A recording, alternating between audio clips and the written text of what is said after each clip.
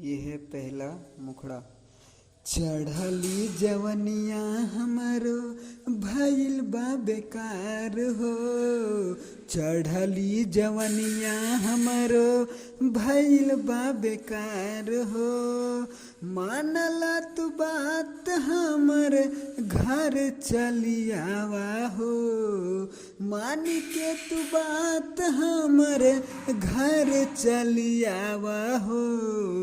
धई के ट्रेन पिया घर चली आवा हो, धई के ट्रेन राजा घर चली आवा हो।